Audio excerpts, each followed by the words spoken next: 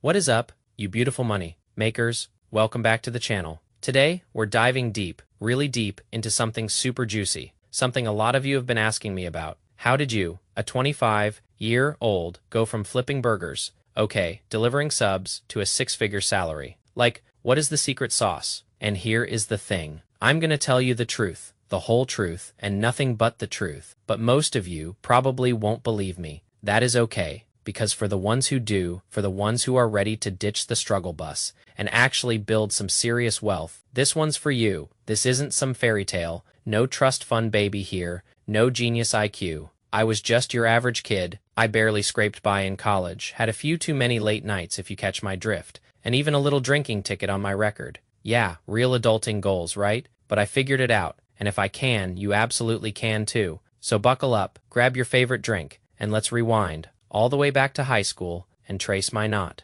so extraordinary yet totally replicable journey before high school. I was pretty much your typical kid, mowing lawns, shoveling snow, the usual neighborhood grind, making a few bucks here and there, just enough for some candy and video games, you know, the essentials. But my first real job, the one that really opened my eyes, was at a grocery store. I was 16, making a whopping $7.65 an hour. Yep, $7.65. I was the king of bagging groceries, wrangling rogue shopping carts from the far corners of the parking lot, and occasionally, if I was lucky, they'd let me hop on the cashier, living the dream, right? Now, some people might scoff at minimum wage jobs, but honestly, I think everyone should work one at some point in their lives. It is a reality check, a crash course in humility. I saw all kinds of people there. Some were young, just like me, killing time, trying to save up for something stupid, like a new pair of sneakers. Others, though, were much older, weathered, tired, and that is when it hit me like a ton of bricks. Man, this is a very noble job. It is hard work, but this is probably not where I want to be in 20 or 30 years.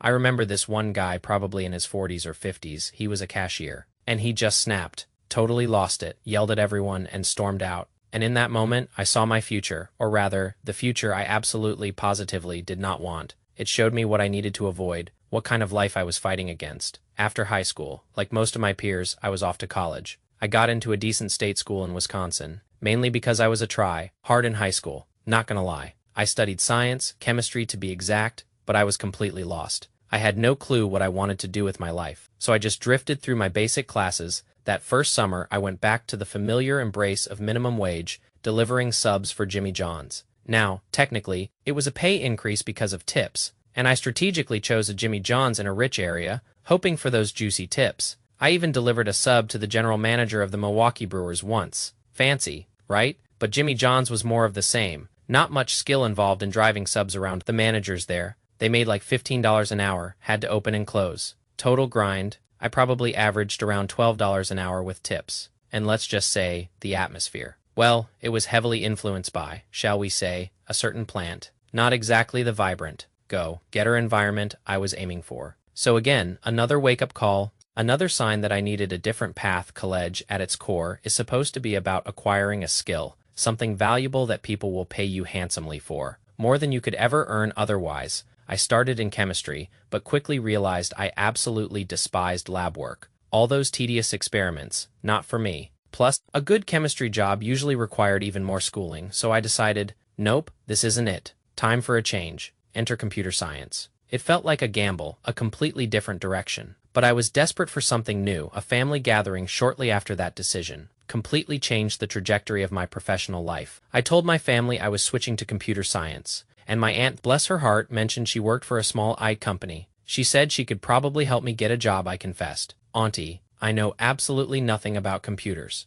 Like zero, nada, zilch. But I also told her I was a fast learner, eager to work hard, and I sold her on my hustle. She hooked me up with an interview. I met with 3 people, and they offered me a job, $14 an hour. I was ecstatic. $14 an hour. That was serious money to 20-year-old me. So during college, I'd go to work after classes, and yeah, my grades took a hit, a pretty big hit. I was gaining invaluable real-world experience, but my GPA was definitely feeling the strain. I was just too busy. Not enough time for all those late-night study sessions. This was my first taste of a normal desk job, sitting in a cubicle, feeling all adult. Like it was mostly intern-level stuff, cleaning out the IT closet, taking inventory, really tedious tasks. I was practically the coffee fetcher, but every computer issue, I was there, I learned so much about troubleshooting, about dealing with people, making sure they were happy with their tech, even if it was just fixing a printer. But even there, I felt underutilized. I knew I was capable of more. I wanted something bigger, something that truly challenged me. Junior year, I decided to hit up the university career fair.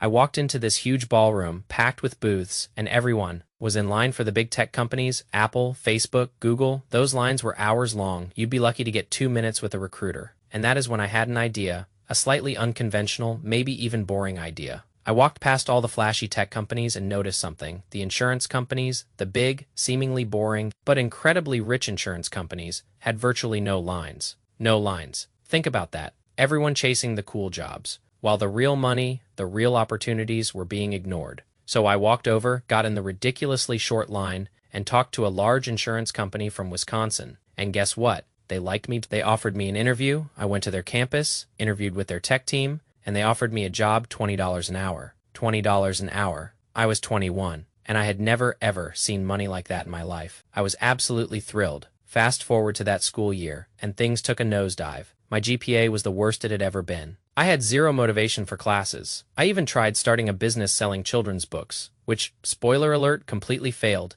and just bled my savings dry, adding insult to injury. I was completely demoralized, thinking, maybe this computer science thing isn't for me. Maybe I'm just not cut out for it. I ended that academic year with the lowest grades of my entire academic career. But then summer internships started, and once I actually got into the swing of things, I realized something surprising. I was actually pretty good at the job. I was baffled. I wasn't a star student. I was getting C's and B's, but at work, I excelled. So I decided to go all in. I attended every networking event, took meetings with leaders, tried to get to know as many people in the company as possible, and I quickly saw the disconnect. School grades often had very little to do with actual success in the field. By the end of that summer, I landed a full-time offer as a low-level software engineer. I was beyond thrilled. The offer was close to 6 figures, not quite there, but I was so incredibly excited to have a job locked down after graduation, and with such amazing experience. When I started the job, my focus was entirely on learning and networking, just soaking it all in. But as it often goes in corporate America, pay raises are, well, not exactly generous. You can have an amazing year, absolutely crush it, and they'll give you a measly 3% raise. 3%? That is barely enough to cover inflation. It is a joke after about 3 years at the company, and countless rejections for promotions that just weren't materializing. I started looking around, talking to my coworkers about their pay. And that is when I discovered it, the shocking truth. They were making significantly more than me, $20,000, $30,000 more, for doing similar work. That is it. I thought, I'm out.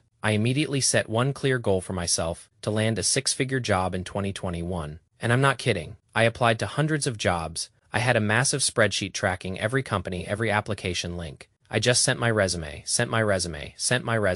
over and over. I kept track of the stats, and I think I probably got a reply, an interview offer, about 10% of the time. And out of that 10%, I landed 2 job offers. One of them, thankfully, was for that coveted 6-figure amount. So, I finally made the switch. And now I'm in the job I'm in today, making well above that 6-figure threshold. It was a good market at the time, 2020. Before things got a little questionable, there were other factors too, of course, but that is the gist of how I did it. It is not rocket science. It is not some crazy secret hack. It is a pretty traditional path. Really high school jobs, college internships, then working your way up. It is totally repeatable, so I'm going to break down some key takeaways. Some real gems of wisdom to help you land your own 6-figure dream job. Number 1. Develop a skill. Seriously. Think about those grocery store jobs. Those Jimmy John's gigs. Why don't they pay well? Because almost anyone can do them. And listen, they're important jobs. Absolutely. But bagging groceries, stocking shelves, delivering sandwiches, it is not exactly brain surgery. You know, you need to invest in yourself, in learning a skill that is in high demand. Think about where the jobs are. Engineering, computer science, technology, all those STEM fields. And yeah, there are other paths too, like medicine, law, business. But you have to do your research, find something tangible, something valuable. And this is where college, trade school, whatever comes into play. Number 2, experience is king. Grades, honestly, are secondary. Now, if you're planning on being a doctor or a lawyer or pursuing some kind of advanced degree, yeah, you'll need good grades to get into those top-tier institutions. But for most of us, in almost every interview I've ever had, they asked about my internships, my projects, my actual work experience, way more than they ever asked about my classes. I don't think anyone ever asked me for my GPA, not once. And I'm glad because I maintained a solid B average, which is let's be real, nothing special. And my junior and senior year, it even dipped to a C average. So my point is, do the minimum to pass your classes, get that degree. But prioritize real-world experience. That is what truly builds skills. That is what gets you accustomed to office dynamics. And even office politics. Number 3, be different. When I was at that career fair seeing those hour-long lines for all the popular big tech companies, I could have joined them, waited for hours, blended in, and probably walked away with nothing. But I decided to zig when everyone else was zagging. I went to the boring companies, the insurance companies, and guess what? They gave me great job offers. Another example, I started that children's book business.